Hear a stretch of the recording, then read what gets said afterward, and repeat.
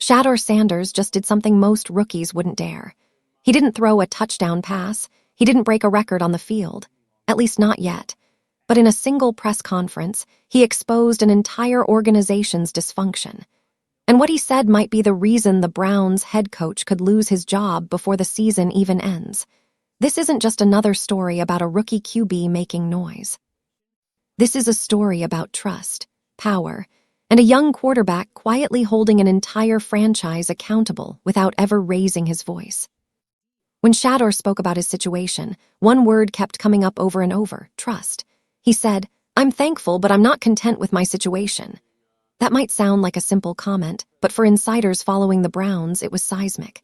Here, why? Shedeur was buried on the depth chart for months, told he'd be redshirted, overlooked by coaches, and even had the media questioning his preparation and work ethic. And yet, when finally given the chance to play, he dominated. And despite proving he belongs, he's still openly saying he's not satisfied. That's not just honesty. It's a warning shot fired straight at the way the coaching staff has been handling him. But the story goes even deeper. Shedeur didn't just say he's not content, he explained why.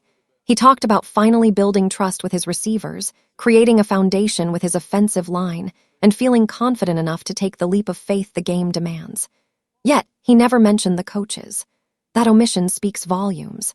The guy carrying the future of your franchise is telling the world that the team around him has his back, but the people who are supposed to be guiding him, not so much. And for Browns owner Jimmy Haslam, those words reportedly lit a fuse. Because you can't build a winning team or develop a young franchise quarterback if your own QB doesn't trust the people who are supposed to be helping him succeed. Then there's the influence of Coach Prime. Shedeur made it clear that his father's voice, not the head coach's, is the one he hears most during the game. That's not a small detail. That's a franchise-altering problem. Your number one draft pick, the guy who could define your team's future, is taking instructions from someone outside your building. For an owner like Haslam, that's not just unsettling, it's potentially catastrophic. And to add even more fuel to the fire, Shedeur dropped another bomb without even trying. When asked about his future, he didn't give a confident, committed answer. Instead, he said, "If I'm here, I'm here. You don't know what could happen." That's a rookie quarterback who has already made history on the field, publicly admitting he isn't sure if the organization values him. That level of uncertainty, coming from the guy you want to build your franchise around, is exactly what's pushing Haslam to consider drastic action. If you enjoyed this breakdown and want to stay locked in on all the latest NFL drama, make sure you hit that like button. It helps the video reach more people who love this content just like you.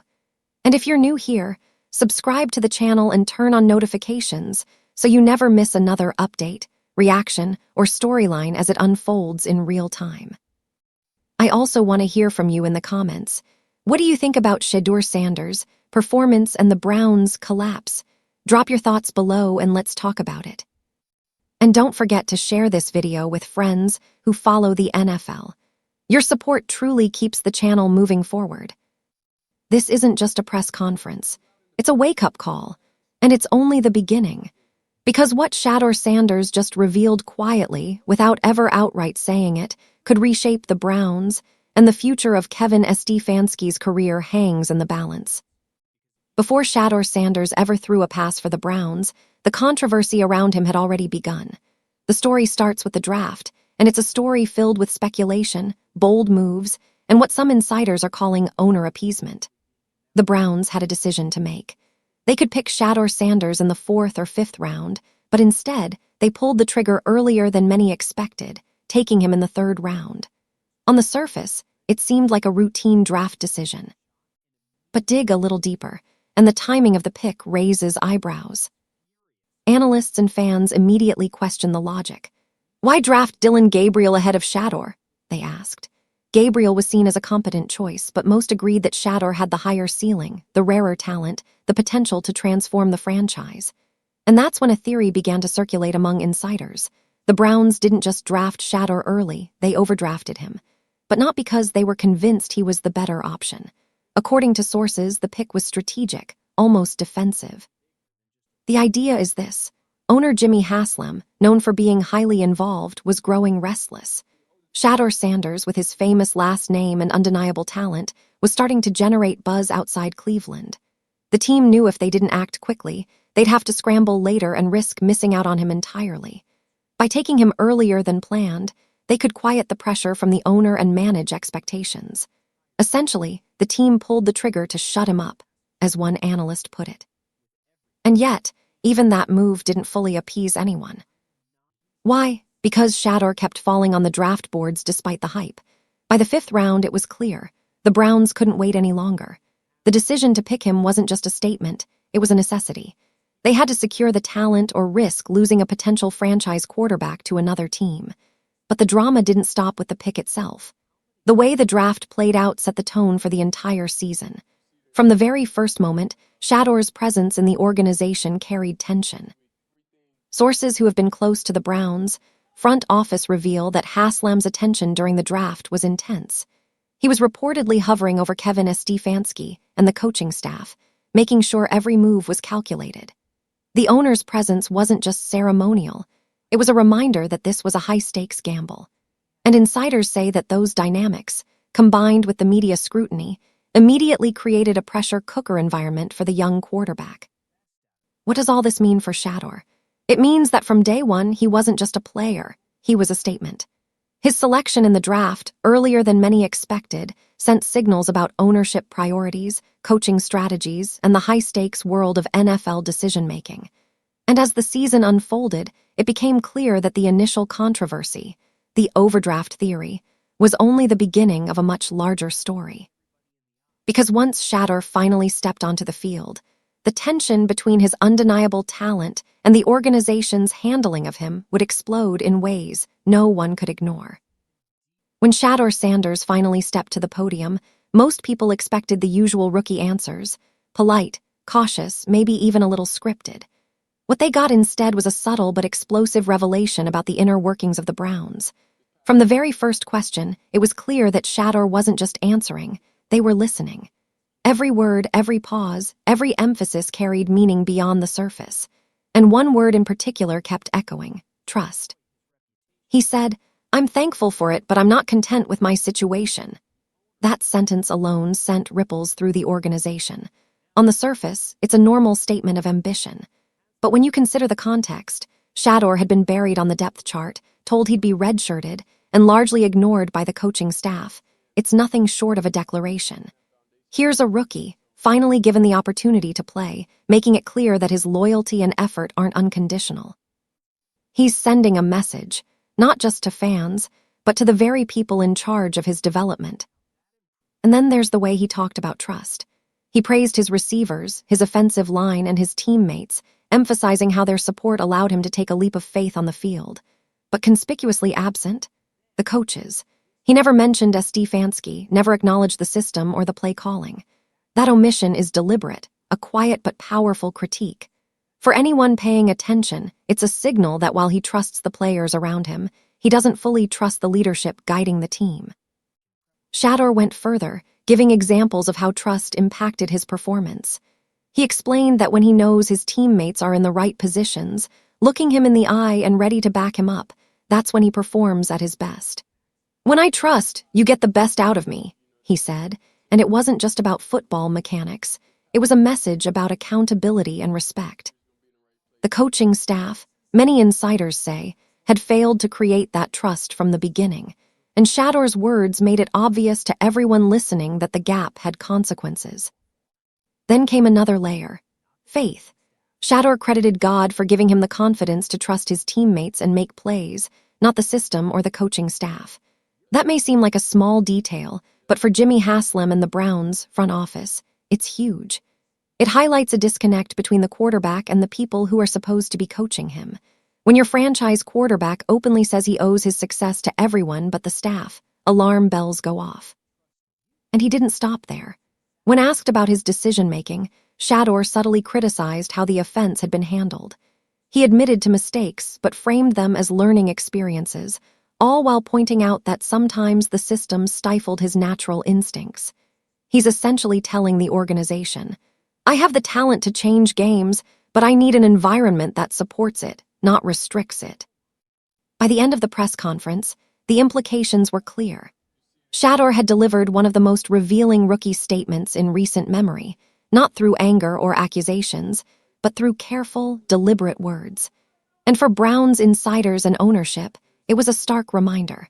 The player at the center of your future is quietly exposing dysfunction, and that dysfunction could cost careers if it isn't addressed. Behind the scenes in Cleveland, the tension wasn't just between Shedeur Sanders and the press. It was in the locker room and on the practice field. What should have been a normal rookie progression turned into a political battlefield. While Dylan Gabriel received first-team reps and every opportunity to shine, Shedeur was relegated to scout team drills, forced to watch from the sidelines as others got the spotlight. Fans noticed. Analysts noticed. And most importantly, insiders say, the players noticed. That imbalance quickly created friction. Myles Garrett, one of the team's leaders, reportedly showed visible frustration after games, proving that even the veteran core was questioning how talent was being managed. And when a coach fails to hold everyone accountable or refuses to reward performance, it sends a message, one that can ripple through the locker room faster than anyone expects. Every missed opportunity for Shedeur wasn't just a lost chance for him. It was a subtle erosion of trust across the team. Sources say the conflict escalated further as Shedeur began quietly proving himself on the field. Every completed pass, every impressive scramble, highlighted the discrepancy between his ability and the opportunities a Stefanski was giving him. Analysts like Shannon Sharpe and teammates like Alex Wright began calling out the coaching staff, publicly praising Shedeur's work ethic while hinting at mismanagement. It wasn't just hype. It was a clear indicator that the locker room was split. Some players rallied behind Shedeur, believing he deserved the chance, while others were forced to navigate the politics of a team divided by coaching decisions. Even the veteran offensive coordinator, Kevin Musgrave, felt compelled to go public. He praised Shedeur's dedication and rapid improvement, highlighting that the rookie was learning at a remarkable pace despite limited reps. But his praise also subtly acknowledged the larger problem, that the coaching staff had not fully recognized or leveraged Shedeur's talent from the start. By the time Shedeur spoke about trust in his press conference, it wasn't just about the relationship with his teammates. It was about the relationship with the entire organization. The locker room fallout, combined with coaching mismanagement, created an environment where a potential franchise quarterback had to fight for validation on and off the field. And for Jimmy Haslam, watching all of this unfold quietly in real time, it became painfully clear. The internal conflict wasn't just a distraction, it was a threat to the entire season. Shedeur Sanders' rise this season hasn't just been about talent, it's been about relationships. When he talks about trust, he isn't just throwing around a buzzword. He's explaining exactly what separates a good quarterback from a franchise-altering one. "When I trust, you get the best out of me," he said in his press conference, and that simple statement carries a world of meaning. For months, that trust didn't exist, not with the coaching staff, not with the system, not with the people making decisions that affected his career. But with his teammates, that trust was growing by the day. The chemistry with his receivers, the bond with his offensive line, and the understanding of his teammates' instincts became the foundation for his historic performance. Shedeur emphasized how seeing everyone in the right place, making eye contact, and showing that they had his back allowed him to take the kind of risks and make the kind of plays that can change a game. Every scramble, every improvisation, every perfectly timed throw was a product of that trust, not a system. And that distinction matters because it subtly shifts the narrative. The player is performing not because the coaches are guiding him, but because the team around him is aligned and ready to support him. Faith also played a pivotal role. Shedeur openly credited God for giving him the leap of confidence to trust his teammates and play instinctively. That may sound personal, but in the context of his situation, it's also a critique of the environment he's in. The system and coaching staff didn't inspire confidence. It was his faith and the relationships he built on the field that allowed him to thrive. And for an owner like Jimmy Haslam, that's a glaring red flag. Your franchise quarterback shouldn't have to rely on faith over the organization's guidance to reach his potential. Even more revealing, Shedeur's focus on trust underscores a subtle but powerful divide. He's building confidence with the people he works with directly, his receivers, offensive line, and teammates, but the coaching staff isn't part of that foundation. That omission speaks volumes. The rookie isn't just sharing how he succeeds, he's signaling where the dysfunction lies. And as the Browns continue to navigate the season, that gap between trust and leadership is more than a personal issue. It's a warning that could determine the team's success or failure moving forward. One of the most revealing parts of Shedeur Sanders' press conference wasn't about stats, touchdowns, or plays. It was about influence. Specifically, the influence of his father, Coach Prime, versus the influence of Kevin Stefanski. And make no mistake, this isn't just a family dynamic, it's a franchise-level problem. Shedeur made it clear that during games, he hears his father's voice in his ear more than anyone else's, including the head coach. That's not a small detail. That's a signal that the person the organization entrusted to lead isn't the one shaping the quarterback's decisions. Shedeur's comments paint a picture of a young QB who's been coached his whole life under exacting standards. Coach Prime's expectations, he said, are higher than anyone else's, and that foundation made it easier for him to adapt elsewhere. But the subtext is explosive. By comparison, playing for Kevin Stefanski and the Browns feels almost secondary. That's a problem for any owner. You're paying a head coach millions to develop the team's most important player, yet the quarterback is looking elsewhere for guidance. It's a lose-lose situation. Either the organization accepts that Coach Prime is the de facto coach, or they risk alienating their franchise quarterback by maintaining a coach he doesn't fully trust. This divide is more than philosophical, it affects performance. Shedeur's natural playmaking ability is extraordinary, but Stefanski's system emphasizes control, checkdowns, and minimizing risk. Contrast that with the way Coach Prime trained him, aggressive, confident, and instinct-driven. The disconnect between those approaches creates tension on the field, forcing Shedeur to choose between playing to his strengths or adhering to a system that limits him. And the consequences are clear. A quarterback forced to suppress his instincts can't perform at full potential, and a frustrated QB loses trust in the very coaches meant to guide him. Jimmy Haslam reportedly sees this dynamic as unsustainable. The combination of Stefanski's rigidity and Coach Prime's outsized influence over Shedeur threatens to undermine the team's leadership structure entirely. It's not just about managing a rookie, it's about protecting a franchise. When your top draft pick looks elsewhere for coaching direction, you're facing a leadership vacuum at the most critical position in football. In short, the Browns aren't just dealing with a talented young quarterback. They're dealing with a quarterback whose primary coaching influence exists outside the building. And that influence, as subtle as it may seem, is shaping how the team functions, how plays are made, and ultimately whether the organization can trust its own system to support its future. Shedeur Sanders' press conference didn't just highlight trust issues and coaching conflicts. It exposed a deeper problem, uncertainty about his own future in Cleveland. When asked about his focus and his goals, his words were cautious, measured, and for an owner like Jimmy Haslam, alarming. "If I'm here, Shedeur said. That simple phrase speaks volumes. It's the voice of a player who has already proven himself on the field but isn't sure if the organization truly values him. That uncertainty isn't just personal. It has franchise-wide implications. A quarterback who isn't confident in his place in the team can't operate at full capacity. Every decision he makes on the field is influenced by whether he trusts that the organization has his back. And when a franchise QB is thinking about job security or whether he'll even be around next season, it creates a ripple effect that impacts chemistry, morale, and performance across the entire team. Shedeur went even further, comparing his situation to Cam Ward, another quarterback in the organization. He highlighted the differences in opportunity, organizational support, and guaranteed commitment. Unlike Ward, Shedeur came in as a fifth-round pick with a famous last name, initially overlooked and undervalued. He's not just fighting for reps, he's fighting for recognition, for respect, and for the assurance that the franchise will build around him rather than against him. For Jimmy Haslam, those words are a warning sign. You can't build a franchise around a quarterback who isn't certain he'll be there. And the longer that uncertainty persists, the greater the risk that the organization loses its most valuable asset.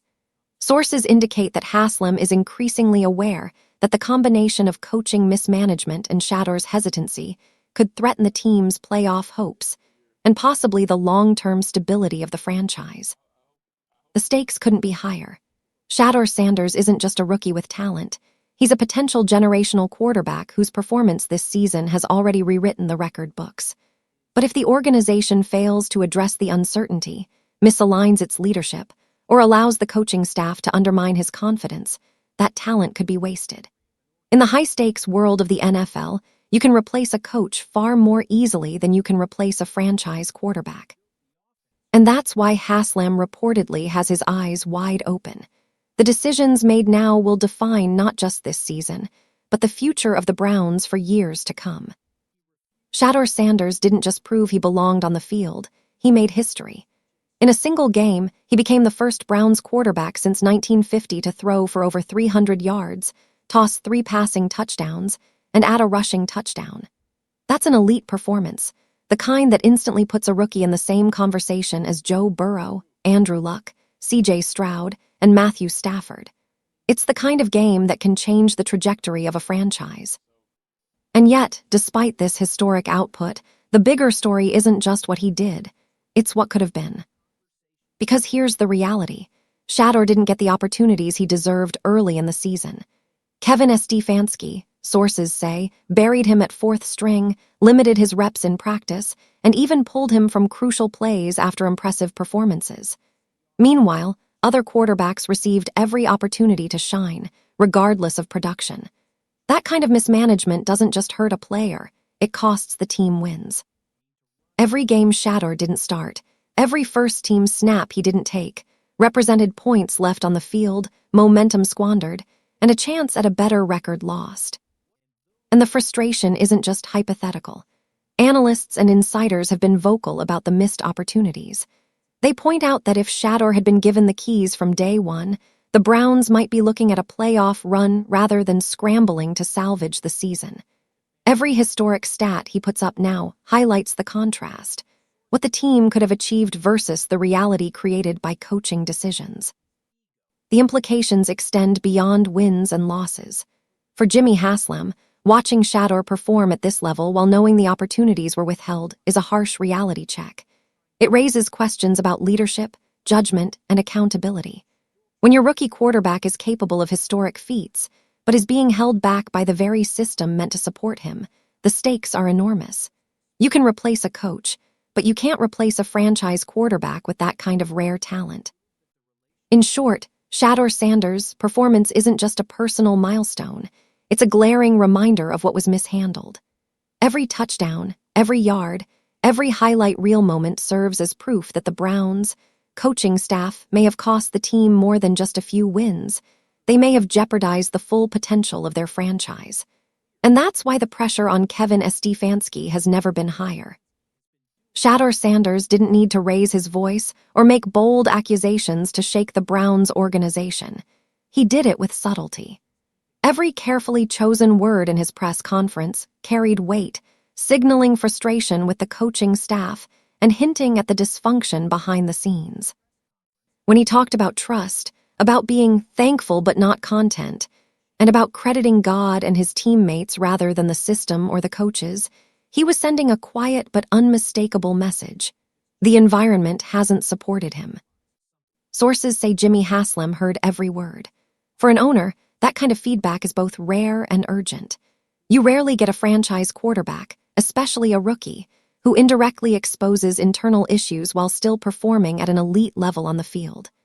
Shedeur's words highlighted mismanagement, coaching bias, and missed opportunities, all without ever saying the organization did him wrong. And that subtlety made it all the more piercing. The reaction from Haslam, insiders say, has been intense.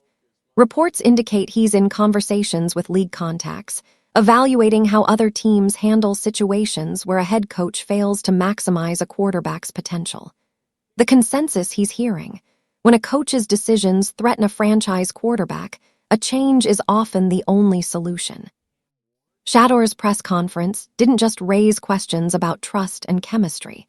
It reportedly pushed the owner to seriously consider replacing Kevin Stefanski before the season ends. In essence, every nuance of Shedeur's statements, from his focus on teammates to his measured comments about his future, served as a mirror for the organization. And what it reflected was uncomfortable. If the Browns want to protect their most valuable asset, they may have to make the toughest decision of the season. Shedeur Sanders' journey this season has been more than just rookie highlights. It's been a window into the inner workings of the Browns. From being buried on the depth chart to delivering historic performances, every step has exposed tensions, coaching missteps, and a lack of alignment between the franchise and its quarterback. His press conference wasn't just a statement about trust. It was a roadmap showing exactly where the dysfunction lies and how it's affecting the team's future. For Jimmy Haslam, the stakes couldn't be higher. He has a 22-year-old quarterback with franchise-level talent, a player who has proven he can change games and carry the team. But that talent is fragile, built on trust and support, not just natural ability. Every subtle comment Shedeur made, crediting his teammates over the system, hinting at uncertainty about next year, emphasizing faith over coaching, serves as a warning sign. The owner reportedly understands that if the coaching staff continues to mishandle the situation, the organization risks not just a lost season, but the potential of losing its cornerstone player. The crossroads are clear. Does the Browns' front office make the bold move to protect their future, or do they stick with a head coach whose decisions have repeatedly limited their quarterback's growth? The clock is ticking, the season is moving fast, and every game adds weight to that decision. So here's the question for you. Should Kevin Stefanski be held accountable for how he handled Shedeur Sanders? Should the Browns make a change to safeguard their franchise quarterback, or trust that the system can be corrected? Drop your thoughts in the comments, smash that subscribe button, and stay tuned, because this story is far from over. Shedeur just exposed the dysfunction in Cleveland without saying it directly, and the implications could define the franchise for years to come. The next chapter is about to be written, and you won't want to miss it. If you enjoyed today's breakdown and want to keep up with all the drama, trades, and behind-the-scenes action in the NFL, then don't forget to hit that like button. It really helps this channel grow and lets us know you love this kind of content. And hey, don't keep it to yourself. Share this video with your friends, your group chats, or anyone who loves football as much as you do.